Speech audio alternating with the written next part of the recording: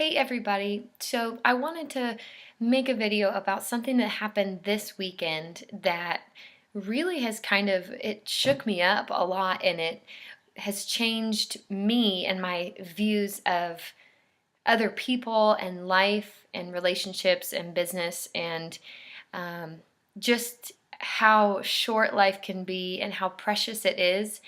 And it happened through, unfortunately, a very um, terrible accident that we came upon this weekend when we were driving back from Dallas. We were driving through Abilene, and we saw this big, huge cloud of red dirt that usually isn't really uncommon out here because everything is windy and dirty, but it was odd because it happened right in the middle of the median as we were kind of coming around a corner.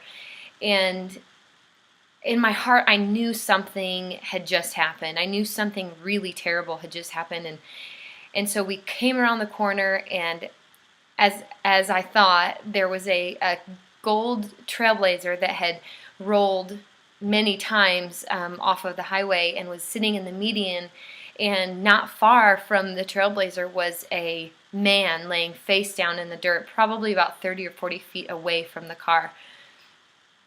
And all I can remember was at that point in that moment was just screaming. I mean, I thought he was dead. I mean, I thought the man laying there was dead, and I thought, Lord, please let there not be any children in that car. Um, and I'm just screaming, Lord, please. And Colson drove off the road. He drove into the median. We were one of the first people on the scene, and he just jumped out of the car and ran as fast as he could over to this man.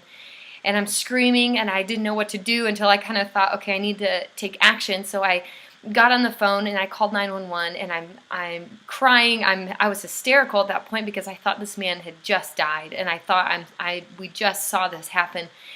And so I'm talking to the lady in 911. Colson runs over to the car. Praise the Lord, there was nobody else in the car.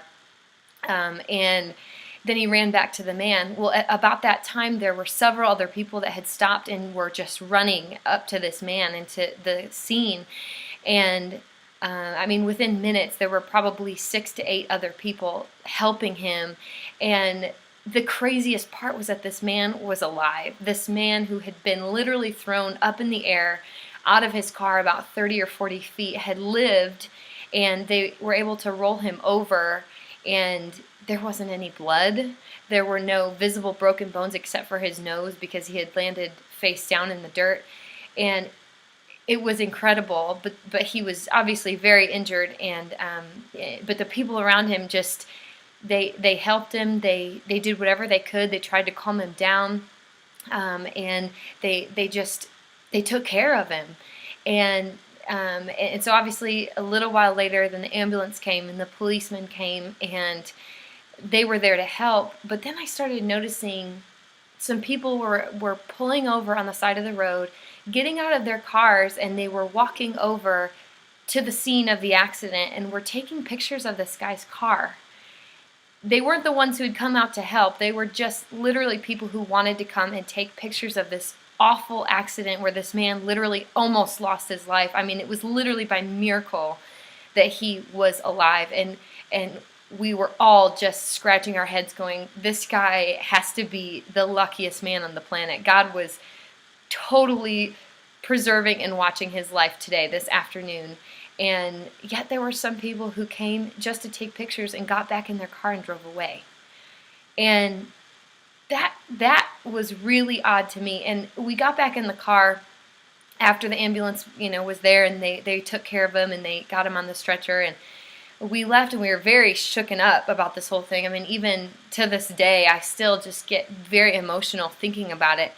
The more I've been thinking about it, I'm like, man, this is a really good picture of the two different kinds of people I believe that are in the world today, in our country. And those people are the people who help, who step in when they see a need and they take action, whether or not they are called to help. They do it voluntarily. And then there's also the people who look at a situation and think, what can I get out of this situation? And obviously the people who stopped to help this man, they probably were on their way to go do something, with, I don't know, a tournament. It was Saturday. They had places to go, things to do. But they stopped. They saw this need. They stopped. They helped this man. They stayed until he was completely taken care of by the ambulance. They did everything they could to help. I mean, people were walking around trying to collect all of his things. Some of the nicest people with the biggest hearts. I mean, young men were stopping to help. And then there were these people who stopped just to take a picture of the accident. So I don't know, they could Instagram it or Facebook it or send it to their friends. I don't know what they were taking the picture of. They were just random people.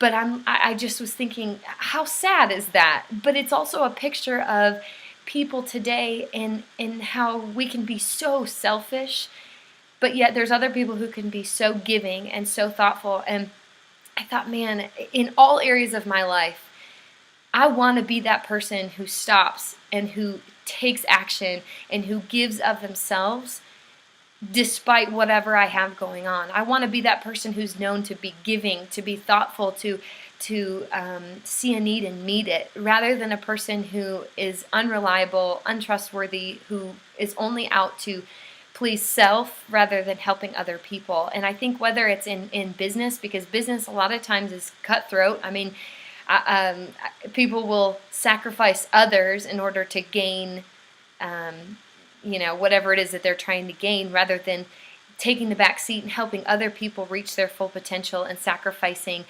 whether it's a position, a promotion, or time, or energy, or money. But that's the kind of person that I want to be, is somebody who's known as being sacrificial, even in business especially. I'm in a business where it's all about other people.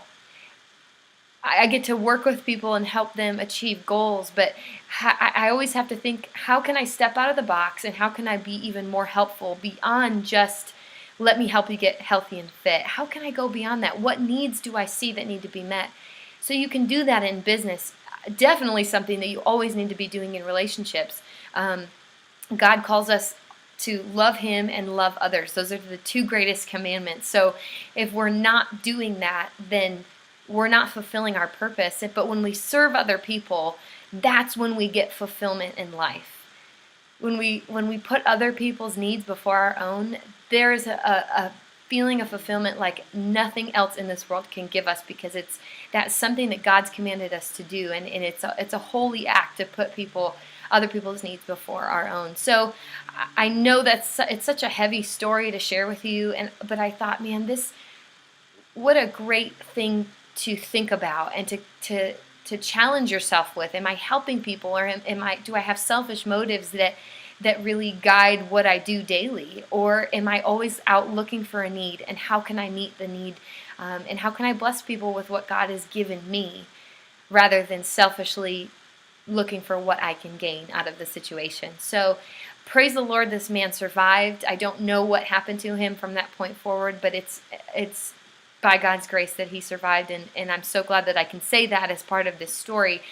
But I just really hope that you can take away from this the challenge to really start looking for ways to help meet people's needs and to serve other people today, and to stop thinking selfishly if you've been caught up in that, because I know I get caught up in that all the time.